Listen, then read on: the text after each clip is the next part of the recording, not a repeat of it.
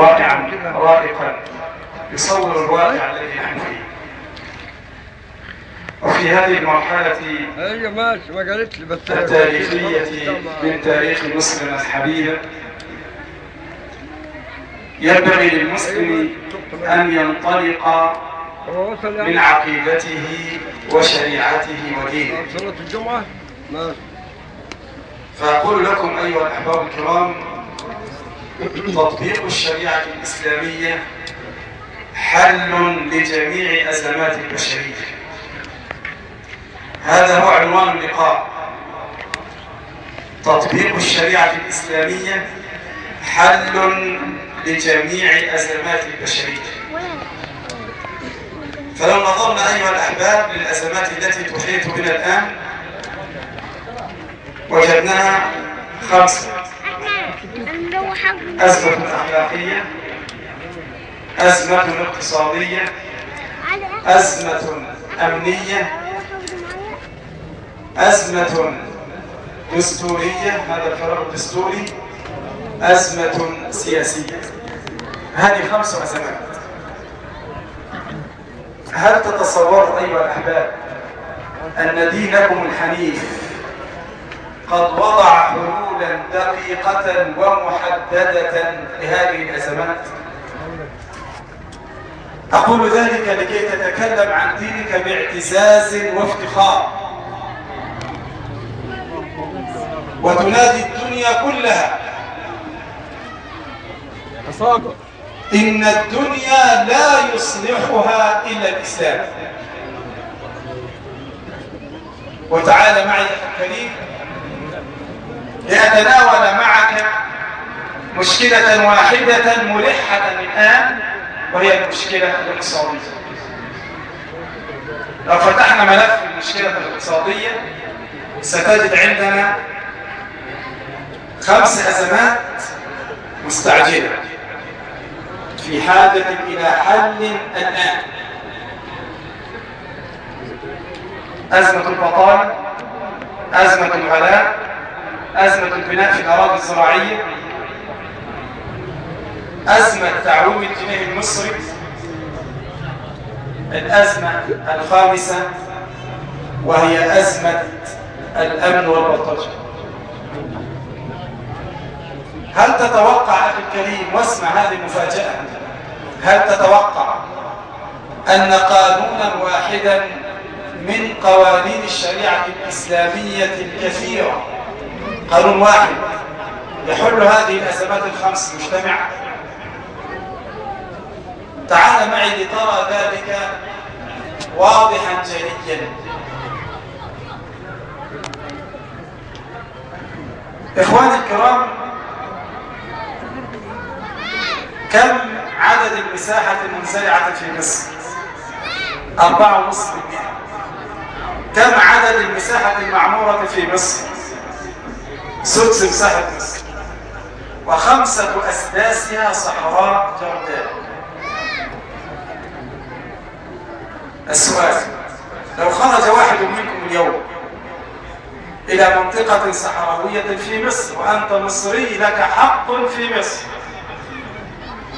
لو خرجت إلى أراضي الصحراء التي لا تطلبها أيدي الدولة، لا أسفلت ولا كهرباء ولا ماء، واستنبطت ماء من باطن الأرض وزرعت 1000 فدان،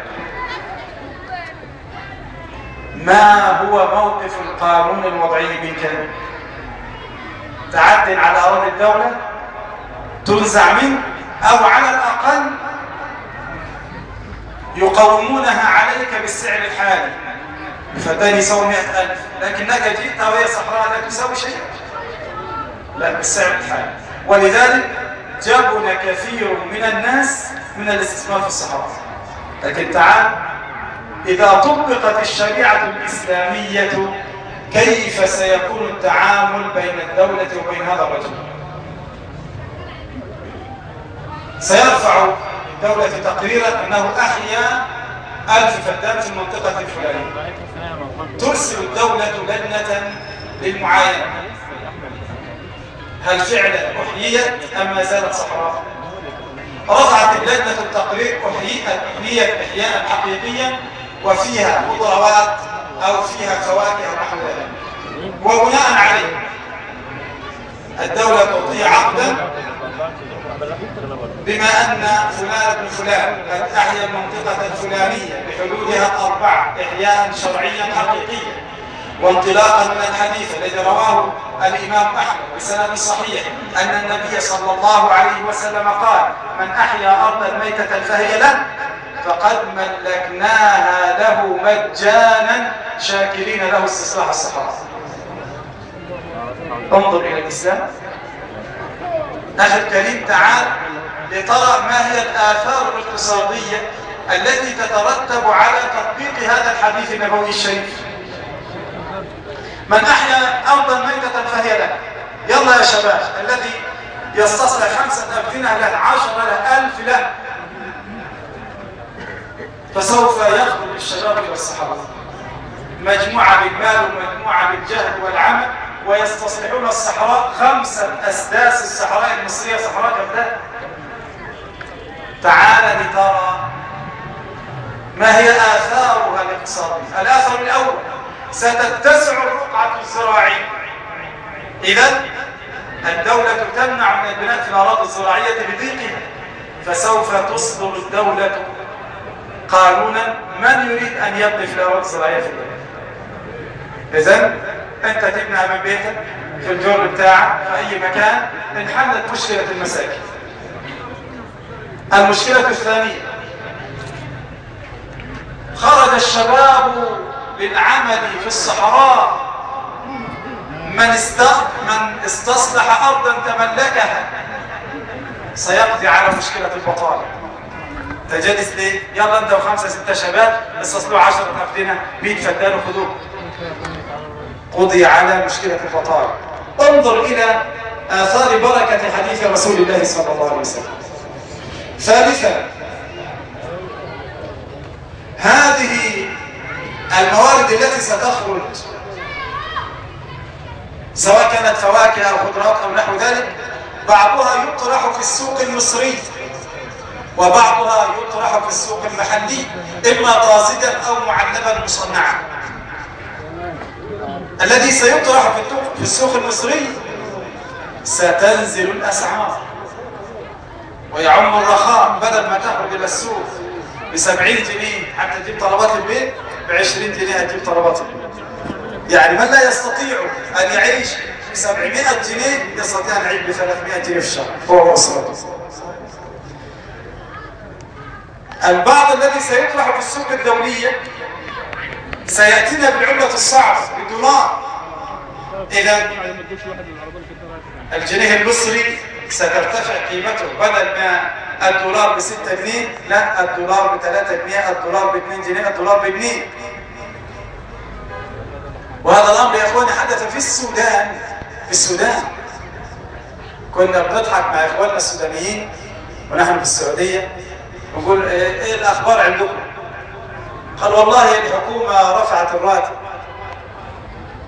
لما السودان أعلنت تطبيق شيء من الشريعة الإسلامية، أمريكا عملت حاجة اسمها حصار اقتصادي، عومت الجنيه السوداني، فأصبح الجنيه المصري ب 600 جنيه سوداني. فيقول لإخواننا السودانيين: الحكومة رفعت الرواتب، يقول باخد 250,000 جنيه ولا يكفي. 250,000 جنيه في الشهر؟ أيوة، ما هو الدجاجة ب 15,000 جنيه والكيلو اللحمة ب 25,000 جنيه والجرنال ب 3,000 جنيه والصابونة ب 5,000 جنيه. يعني ايه؟ يعني كان بياخدوا الفلوس في شكارة وراح السوق يجيب الطلبات ويجي. الحكومة السودانية عملت ايه؟ رفعت الجمارك جدا حتى لا تدخل السلعة السودان إلا غالية 8 أضعاف، فانكب الناس على الإنتاج المحلي، ارتفع. الآن الجنيه السوداني ب2.5 جنيه مصري، واستعادت السودان قوتها.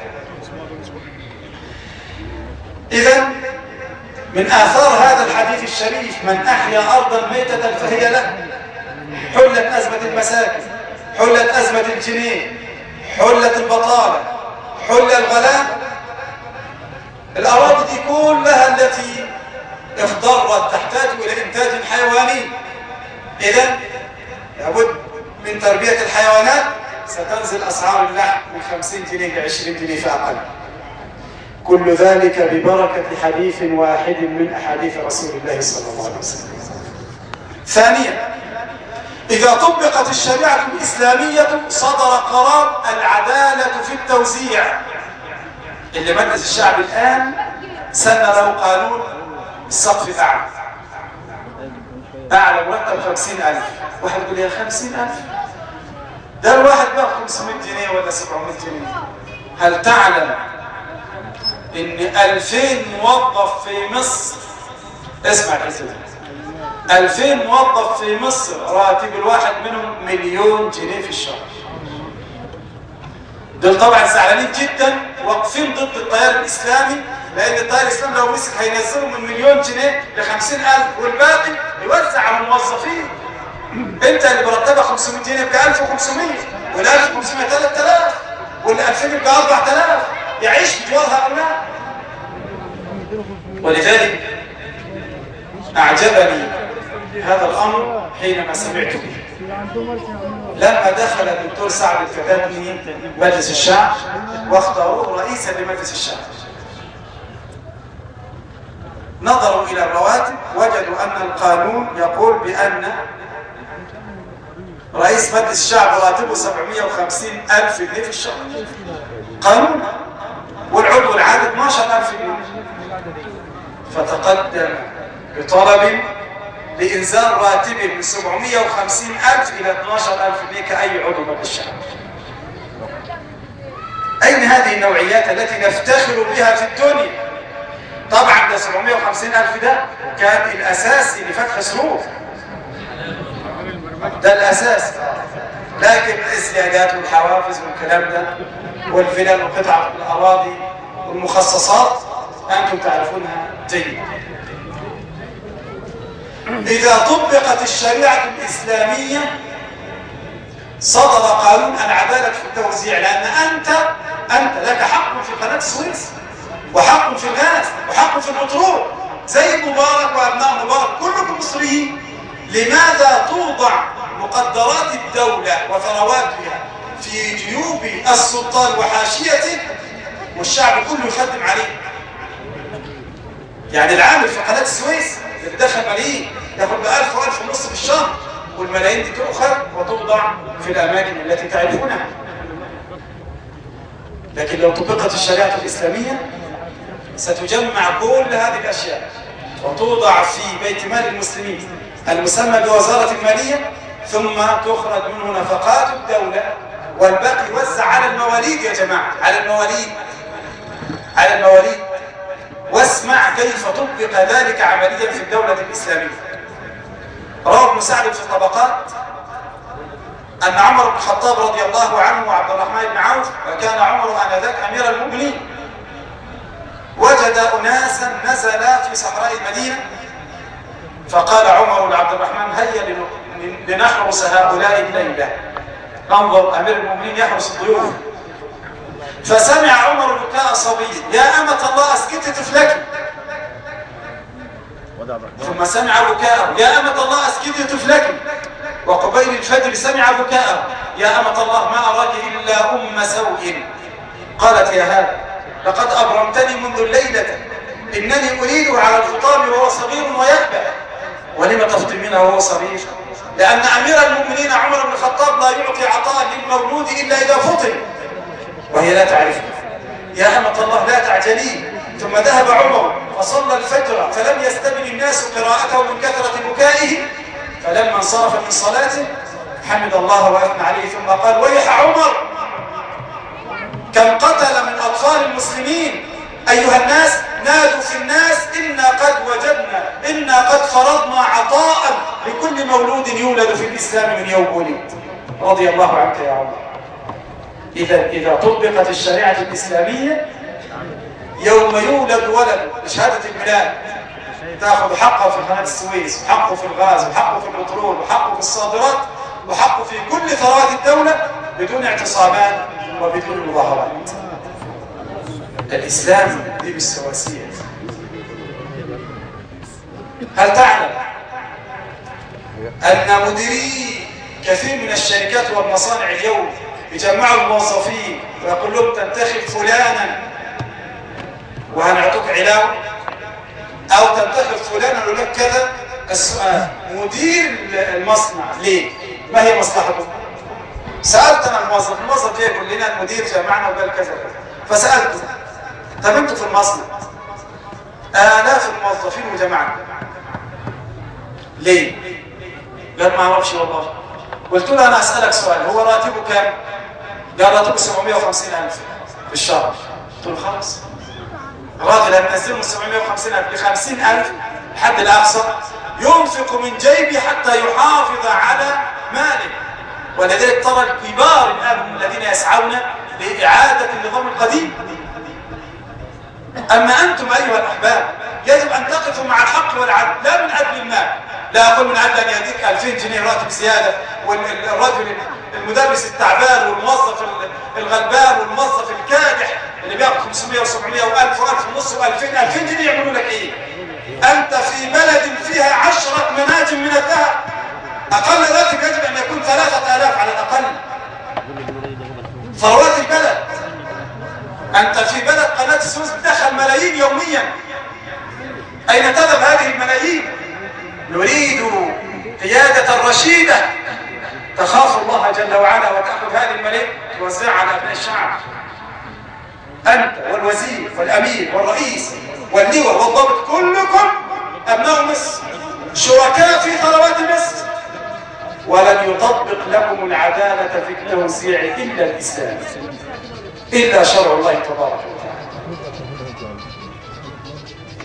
ولذلك هؤلاء يخافون من العدل. ثالثا، إخواننا يقولون: وما هو موقف الإسلاميين من النصارى؟ أقول لكم سل التاريخ. أنا دخلت على مواقع النصارى ونظرت، أنا أعرف التاريخ جيدا، تاريخ دخول الإسلام مصر وكيف كان حال النصارى. فلم يزيف النصارى التاريخ وكتبوه كما هو. قالوا: ما أنقذنا من الاستعباد إلا الإسلام. أنتوا عارفين نصارى مصر قبل أن يدخل الحكم الإسلامي سنة كام؟ سنة كام يا جماعة؟ 600. سنة كام؟ سنة 20 هجرية، على يد من؟ عمرو بن العاص. أحسنتم على يد عمرو بن العاص. كويس. قبل أن يدخل الفتح الإسلامي كان مين اللي محتل مصر؟ الرومان. الرومان الايه؟ الرومان دول مسلمين ولا يهود ولا نصارى؟ نصارى. أقباط مصر نصارى، والرومانيين محتلين مصر نصارى. ايه اللي حصل؟ أقباط مصر نصارى أرثوذكس، الرومان نصارى كاثوليك، زي عندنا شافعي ومالكي وابو حنيفه، لا فرق بينهم، كلها مذاهب. لكن شوف ما الذي كان يحدث. نصارى أوروبا الرومان الكاثوليك كانوا يعذبون نصارى مصر للدخول في مذهبهم، حتى إن أكبر بطريرك أرثوذكس في مصر هرب من التعذيب إلى الصحراء. الكلام ده موجود، بس أنا قرأت في مواقع النصارى أنفسهم على النت. خرج البطريرك هروبا من تعذيب الرومان له لكي يترك مذهبه، والاثنين نصارى. عذبوا أخاه، حطوه في شوال وأخذوا يأتون بالشمع ويحرقونه حتى عذب ثم ألقوه في اليم، فهرب هو. لما وجد فعلوا ذلك في أخيه، وظل في الصحراء حتى افتتح مصر عمرو بن العاص، ثم ناداه بالأمان فأعطاه مقاليد الكنيسة وسلمه الكنيسة. هل تعلم أن النصارى الأقباط في الصعيد